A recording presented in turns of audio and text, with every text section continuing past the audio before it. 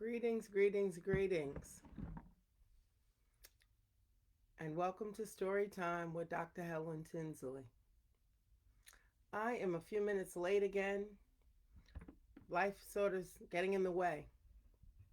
I've been spending time on the computer grading my college students' papers, and I lose track of time. But at any rate, here we are again for another day, another blessed day, terrific Tuesday, in which we were blessed to see this day. So let's give thanks and share stories with you.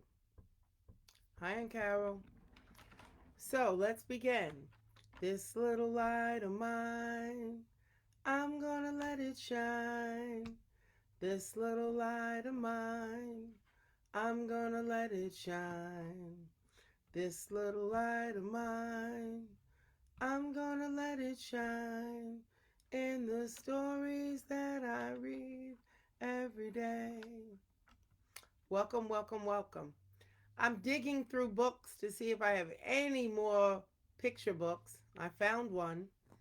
And this book won't apply to kids this year because they're not in school to take those state exams that cause so much anxiety.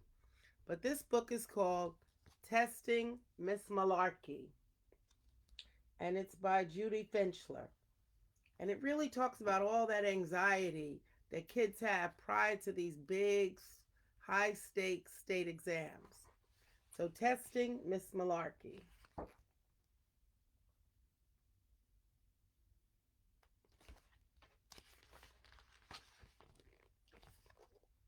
Testing Miss Malarkey.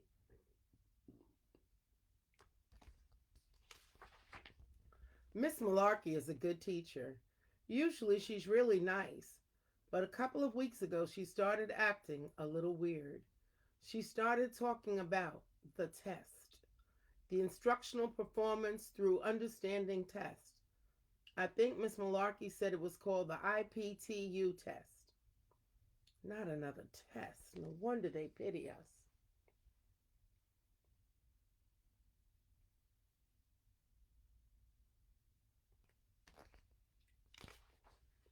But Miss Malarkey said the test wasn't that important.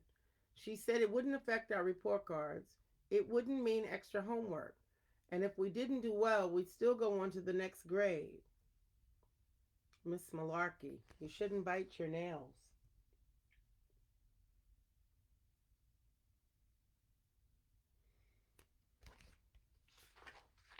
At recess, we played multiplication mambo. Each class got new CD-ROMs called There's Something About Decimals. After lunch, we played funny phonics. Miss Malarkey said, you never know what's going to be on the test. I before E except after C. You get to move two spaces. Isn't phonics fun?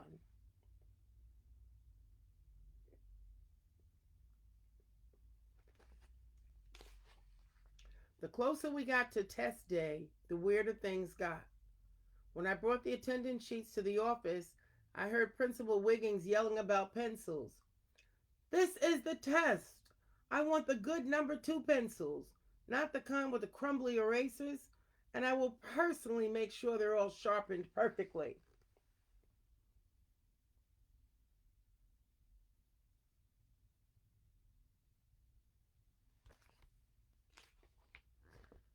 Fish is some good brain food. Some of you should eat a whale. The cafeteria lady, Miss Slopdown, took away the potato chips and served only fish. My food usually goes right to my stomach.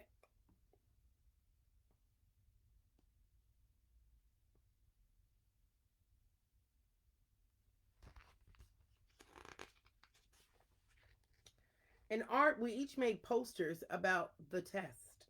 Miss Magenta also showed us how to color in all those little circles they put on tests. During gym, we didn't play baseball or even exercise. Mr. Fitenough said we had to prepare our minds and bodies for the test. We all learned something about meditating and about something called yogurt. Like I said, things were getting pretty weird at school. I got to thinking the test was sort of important. Your mind and body are one with the test.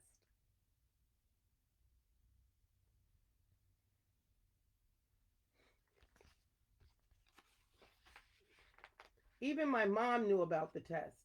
When she read me my bedtime story, I had to complete a ditto and give the main idea before I could go to sleep.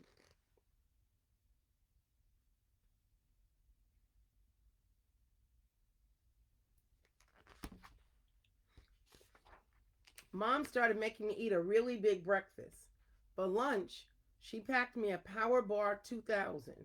When I got to school, I traded Adam for a fat free bran muffin.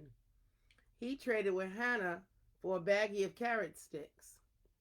Hannah didn't want the Power Bar, so she asked her best friend Meredith if she would trade for her apple.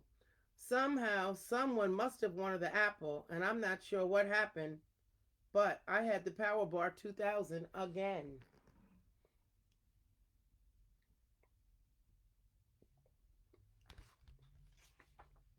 One night, Mom took me to a PTA meeting. A man was there talking about the test.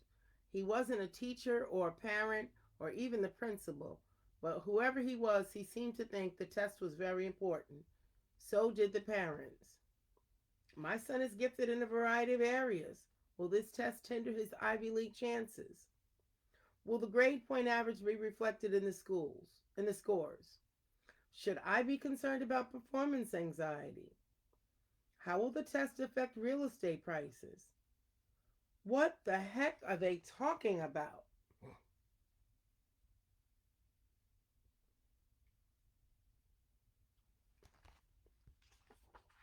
The day of the test, the janitor, Mr. Surley, closed off the whole hallway.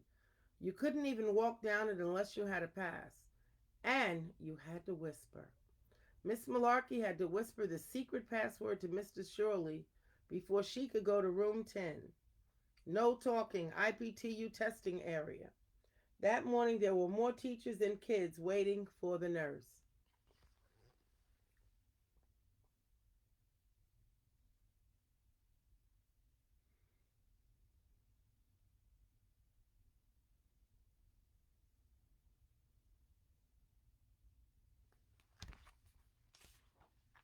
Miss Malarkey's job was to hand out the number 2 pencils and the scratch paper.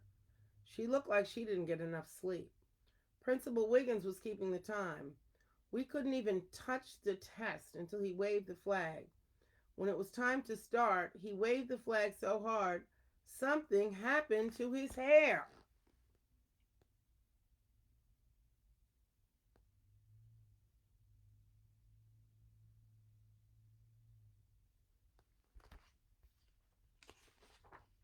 The test took forever. It took 2 whole days. My friend Carmine got in trouble for not using his scratch paper the right way. I thought his Ninja Warrior looked pretty good, though. Miss Malarkey caught Barry with his baseball cards. Morgan got a stomach ache and had to go to the nurse. The hall monitor gave her such a hard time she threw up right in the hall. When Miss Malarkey said to erase all your pencil marks, Janet erased her whole test. Principal Wiggins was in the room for a while, but he had a stomach ache and had to go to the nurse. I hope he didn't throw up in the hall, too.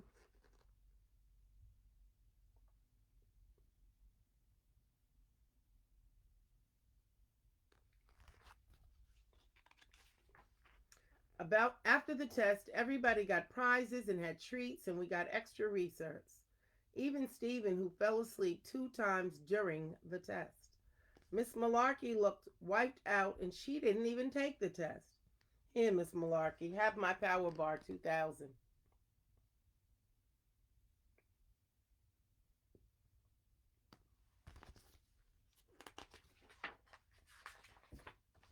It's been a long time since we took the test. Things are back to normal. Principal Wiggins isn't yelling quite as much. The cafeteria lady started serving potato chips again. Mom's packing me good old peanut butter and jelly sandwiches. And Miss Malarkey is letting her fingernails grow real long. I guess the test really wasn't that important after all.